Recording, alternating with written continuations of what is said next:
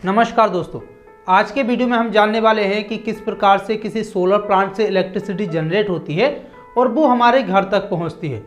क्योंकि इसमें बहुत से ऐसे प्रोसेस होते हैं तब जाके वो हमारी जो सप्लाई है वो हमारे घर तक आती है। क्योंकि आपको पता है कि एक जो सोलर मॉड्यूल होता है वो करीब एक 300 वाट का होता है, जो उसका एवरेज साइज होता है। तो उससे किस प्रकार हम मेगावाट में इलेक्ट्रिसिटी को जनरेट करते हैं, और जैसे कि आपको पता है कि उसका जो वोल्टेज होगा या तो 24 वोल्ट होगा या 36 वोल्ट होगा या 12 वोल्ट, तो इस प्रकार का वोल्टेज एक मॉड्यूल का होता है। तो हमें उसके किस प्रकार से कनेक्शन करने होते हैं, उसके बाद जो हमारी सप्लाई है क्या मैक्सिमम वोल्टेज तक ट्रांसमिशन होती है, क्योंकि जो हमारे सोलर प्लांट होते हैं वो हमसे करीब बहुत दूर लगे होते हैं।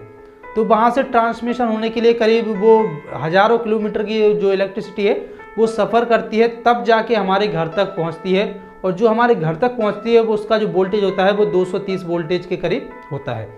तो आज हम इसमें कंप्लीट जानने वाले हैं कि सोलर प्लांट में इस प्रकार की कौन सी तकनीक का यूज़ किया जाता है, कौन कौन से उपकरण का यूज़ किया जाता है, जिससे जो हमारी इलेक्ट्रिसिटी है वो बन के हमारे घर तक पहुँचती है। तो वीडियो बहुत ही हेल्पफुल होने वाला है। अगर वीडियो अच्छा लगे तो इसको लाइक ज़रूर करना, और आगे भी आप इस प्रकार की वीडियो देखते रहना चाहते हैं तो हमारे चैनल को सब्सक्राइब जरूर कर लेना। तो चलिए दोस्तों शुरू करते हैं। तो दोस्तों, जैसे कि आपको पता है कि जो एक मॉड्यूल होता है, एक सोलर प्लेट होती है, उसका साइज होता है 300 वाट। तो मान लीजिए हम जो प्लांट लगा रहे हैं वो एक 100 मेगावाट का है। मेगावाट बहुत ही अमाउंट होता है तो किसी भी प्लांट को लगाने के लिए।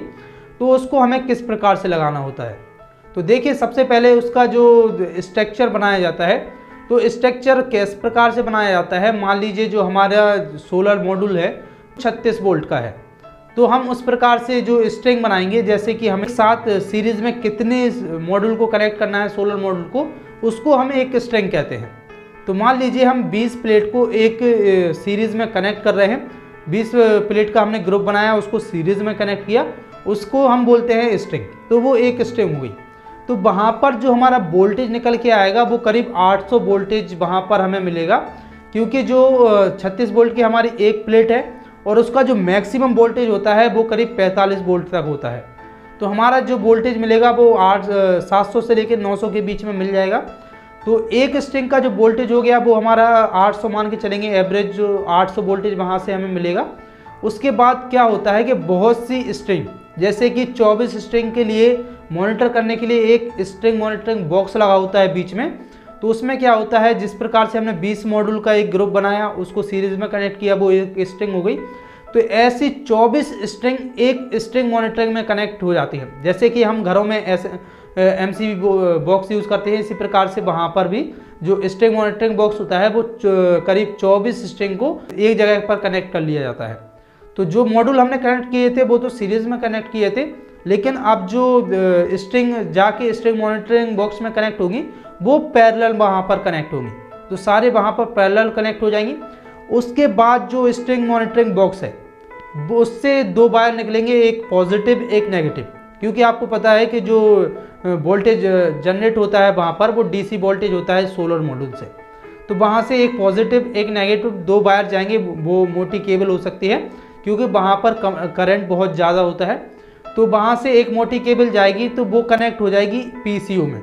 PCU क्या होता है, पावर कंडीशनिंग यूनिट। वो क्या करता है, जो हमारा DC वोल्टेज वहाँ हमें स्ट्रिंग से मिल रहा है, स्ट्रिंग मॉनिटरिंग बॉक्स से मिल रहा है, उसको कन्वर्ट करेगा AC में। और AC में कन्वर्ट करने के बाद जो वोल्टेज है उसको एक फिक्स करेगा। जैसे हमें वहाँ से जो वोल्टेज मिलेगा DC वोल्टेज वो चेंज होता रहेगा। वो हमें 700 वोल्टेज भी मिल सकता है, 600 वोल्टेज भी मिल सकता है, 900 वोल्टेज भी मिल सकता है, या वो हमें 700 वोल्टेज भी मिल सकता है। तो वो क्या करेगा, एक उसको DC से AC में तो कन्वर्ट करेगा, लेकिन एक फिक्स अमाउंट करंट वोल्टेज को वहाँ पर रखेगा। तो मान लीजिए कि वहाँ पर जो हमारा AC में कन्वर्ट करके वो 350 वोल्टेज को वहाँ पर करके रख रहा है। अब उसके बाद क्या होगा, जो 350 वोल्ट जो PCU पावर कंडीशनिंग यूनिट से निकलेगा वो एक ट्रांसफार्मर में कनेक्ट हो जाएगा। तो ट्रांसफार्मर क्या करेगा, 350 वोल्ट के इनपुट लेगा, और वो जो ट्रांसफार्मर रहेगा वो एक स्टेप अप ट्रांसफार्मर रहेगा। तो जो इलेक्ट्रिसिटी उसने ली वो 350 वोल्ट AC ली, और उसको कन्वर्ट करके उसने कर दिया है हमारा 11 kV। क्योंकि आपको पता है कि जो जनरेशन का मिनिमम वोल्टेज होता है जो जनरेशन का वोल्टेज होता है वो 11 kV होता है, तो वो 11 kV में वहाँ पर कन्वर्ट कर देता है। अब मान लीजिए हमने कितने 100 मेगावाट का हम प्लांट लगा रहे हैं, तो मान लीजिए ये जो प्रोसेस था वो हमारा 1 मेगावाट का 5 मेगावाट का था। तो इस प्रकार से 11 kV से कम 20 जो ट्रांसफार्मर हैं वो लगेंगे या 20 सब स्टेशन बनेंगे, जो कि हमारा उसमें पावर कंडीशनिंग यूनिट रहेगा और जो स्ट्रिंग मॉनिटरिंग बॉक्स रहेगा और एक ट्रांसफार्मर रहेगा। तो इतने यहाँ पर ये प्रोसेस होगी। तो एक 5 मेगावाट बनाने के लिए इस प्रकार से हमारा जो एक ट्रांसफार्मर निकल के आ जाएगा 11 kV का। अब वो क्या करेंगे, जो 11 kV का ट्रांसफार्मर है, अब वो सभी ट्रांसफार्मर से सप्लाई लेके जाएंगे, वो एक जगह लेके जाएंगे 11 kV की। तो जैसे हमारे 11 kV के 20 सब स्टेशन हो गए या 20 ट्रांसफार्मर हो गए, तो अब क्या किया जाएगा कि वो 20 ट्रांसफार्मर से सप्लाई को एक जगह लिया जाएगा, एक सब स्टेशन बनाया जाएगा। वो उसमें हमारा एक ट्रांसफार्मर लगा होगा, वो होगा 33 kV का। तो उस 33 kV के ट्रांसफार्मर से जो स्टेप अप करेगा तो 11 kV वो उसकी इनपुट रहेगी और वो 33 kV में उसको स्टेप अप कर देगा, वोल्टेज को AC में रहेगा। तो उस सब स्टेशन में जैसे हमारे 33 वोल्टेज तक की सप्लाई हो गई। अब जहाँ पर भी जो पार्क लगते हैं, सोलर पार्क होते हैं, वहाँ पर एक डिस्ट्रीब्यूशन सब स्टेशन अलग से होता है। तो उसमें क्या होता है, या तो हमारा जो अलग अलग से प्लांट लगते हैं, जैसे 100 मेगावाट के बहुत सारे किसी जगह प्लांट लगे हैं, तो वहाँ पर क्या होता है कि एक जो मेन सब स्टेशन होता है, सभी प्लांट वहाँ पर मेन सब स्टेशन को, जो डिस्ट्रीब्यूशन सब स्टेशन होता है, उसको जनरेशन वहाँ पर कनेक्ट कर देते हैं। तो वहाँ से जो इलेक्ट्रिसिटी है वो डिस्ट्रीब्यूट होगी, अलग अलग जगह पर पहुँच जाती है। तो क्या होता है, जैसे हमने 33 kV की सप्लाई को वहाँ पर कन्वर्ट कर लिया है, अब क्या करेंगे, वहाँ से जो भी टावर की सहायता से या पोल की सहायता से या 33 kV को हम अंडरग्राउंड केबल की सहायता से भी उस सब स्टेशन तक लेके जाएंगे, जो वहाँ पर डिस्ट्रीब्यूशन सब स्टेशन है। तो वहाँ पर लेके जाएंगे और उसको कनेक्ट कर दिया जाएगा। वहाँ पर एक ट्रांसफार्मर लगा है, तो वो ट्रांसफार्मर 33 को 66 kV में कन्वर्ट करेगा। इसी प्रकार से वहाँ पर जो भी सब स्टेशन होता है उसमें बहुत सारे ट्रांसफार्मर लगे होते हैं, एक एक ट्रांसफार्मर अलग अलग सप्लाई को स्टेप अप करता चला जाता है। उसके बाद जो हमारी सप्लाई होती है वो वहाँ से ट्रांसमिशन होती है। तो मान लीजिए वहाँ से 400 kV की सप्लाई हमारी ट्रांसमिशन हो रही है। उसके बाद क्या होता है, जो हमारे आसपास में जो सब स्टेशन होते हैं, एक मेन सब स्टेशन होता है जहाँ से जो सप्लाई आती है। तो जैसे वहाँ से 400 kV की सप्लाई आई, तो वहाँ से वो 400 kV की सप्लाई को वहाँ पर स्टेप डाउन किया जाएगा। तो जिस प्रकार से जो जनरेशन सब स्टेशन होता है या ट्रांसमिशन सब स्टेशन होता है, वहाँ पर हमने यूज़ किया है, सप्लाई को स्टेप अप किया है, लेकिन अब हमें वहाँ से सप्लाई को स्टेप डाउन करना है। तो जैसे कोई सब स्टेशन हुआ, उसमें जो स्टेप डाउन किया सप्लाई को 33 kV में 66 kV में कर लिया या 33 kV में कर लिया। उसके बाद जो अलग अलग हमारी गांव वगैरह होते हैं, अलग अलग जगह पर, जैसे हमारे घर के पास जो भी ट्रांसफार्मर होता है वो हमारा 11 kV पर रहता है।